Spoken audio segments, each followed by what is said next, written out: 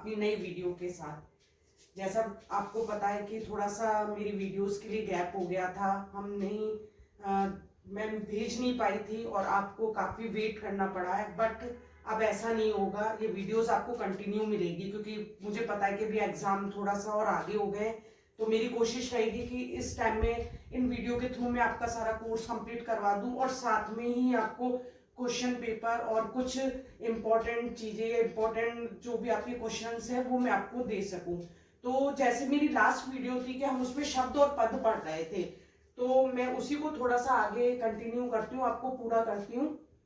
शब्द और पद वाले चैप्टर में शब्द की मैं सिर्फ आपको थोड़ी सी जानकारी देना चाह रही हूँ। विशेषकर तो आपका पद आएगा, इसलिए हम पद को बाद में जानेंगे, पहले शब्द को जान लेते हैं। जैसे मैंने आपको लास्ट में शब्द की परिभाषा की, शब्द सबसे छोटी इकाई होती है, वर्ण की सबसे छोटी इकाई जिसे अक्षर कहते हैं, उनके मिलान से जो बनता है वो शब्द बनता है। वर्ण सबसे छोटी इकाई होती है और वर्णों के मेल से जो बनता है वह शब्द बनता है। तो यहाँ फिर हमने देखा था कि शब्द के कुछ भेद होते हैं, उत्पत्ति के आधार पर, व्युत्पत्ति के आधार पर, प्रयोग के आधार पर, व्याकरणिक आधार और अर्थ के आधार पर। हम उत्पत्ति के आधार पर पहली वाली वीडियो में जान चुके हैं कि उसके कौन कौन से भेद थे। आपको तत्सम शब्द, तद्भव शब्द, देश शब्द और विदेशी शब्द, ये मैंने आपको बताया था।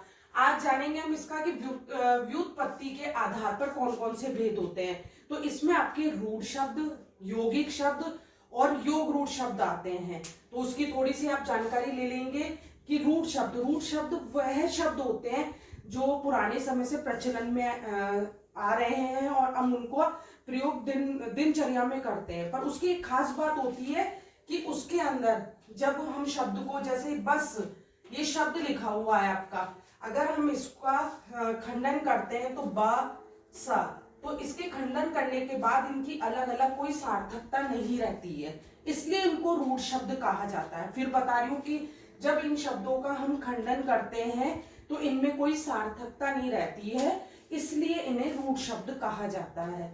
ऐसे बस है, किताब है, पेड़ है, कोई भी आप शब्द ले लो। उसके बाद हम बात करते हैं यौगिक शब्द की। तो यौगिक शब्द का जो मतलब होता है वो होता है योग, दो शब्दों के मिलान से। पर इसमें देखिए कि आप दो जो शब्द मिलते हैं उन दोनों का अपनी अपनी जगह अर्थ होता है अगर हम उसका खंडन करते हैं। उसका आप एग्जाम्पल देखेंगे, जैसे मैं लिख रही हूं पाठशाला, ये एक यौगिक शब्द है। पाठशाला एक यौगिक शब्द है, क्यों?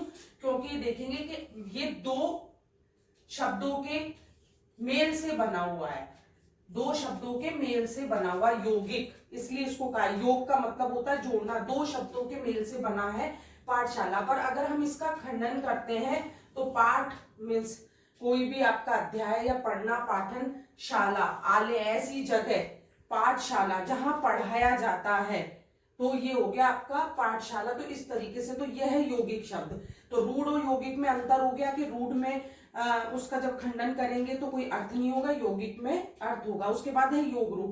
योग रूढ़ इसी की तरह से होता है कि दो शब्दों के मेल से बना होता है, पर उसकी खास बात ये होती है कि उसमें एक विशेष अर्थ निकल के आता है। जैसे अब इसका हम उदाहरण एक हम देखेंगे, आपका उदाहरण है पंकज।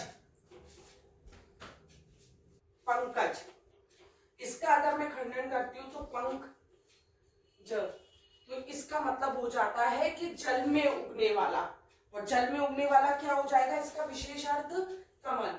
तो योग रूढ़ की जो बात हम कर रहे हैं उसमें बस एक चीज ये अलग होगी कि हमें एक विशेष अर्थ की प्राप्ति होगी। खंडन इनका भी होगा, दो शब्दों से मिलकर बना होगा। दशानन है, पीतांबर है, ऐसे शब्द, श्वेतांबर, श्वेत अंबर आ, जिसने सफेद कपड़े पहन रखे हैं तो वो कौन हो गई, सरस्वती। तो जो विशेष अर्थ देगा वो योग रूढ़ होगा। तो इस प्रकार व्युत्पत्ति के आधार के तीन भेद हो गए आपके, रूढ़, यौगिक और योग रूढ़। अब हम तीसरे पे आते हैं प्रयोग के आधार पर, कि प्रयोग के आधार पर कौन कौन से इसके भेद हैं। तो प्रयोग के आधार पर एक तो सामान्य शब्द होते हैं, एक तकनीकी शब्द होते हैं और एक अर्ध तकनीकी शब्द। इनको भी तीन भागों में बांटा गया है। सामान्य शब्द जैसे जो हमारे प्रचलन में है, आम, कुर्सी, टेबल, पेड़, किताब, पेन जैसे शब्द जिनको हम डेली अपनी दिनचर्या में बोलते हैं वो सामान्य शब्द है। उसके बाद हम बात करेंगे तो तकनीकी शब्द, कुछ शब्दों का हम ऐसा इस्तेमाल करते हैं जैसे कोई शिक्षा से संबंधित हो, राजनीति से संबंधित हो, जैसे विधायक है और आपका चुनाव है, ऐसे शब्द जो किसी विशेष विषय से संबंधित रखते हो वो तकनीकी शब्द कहलाते हैं। और एक होते हैं अर्ध तकनीकी।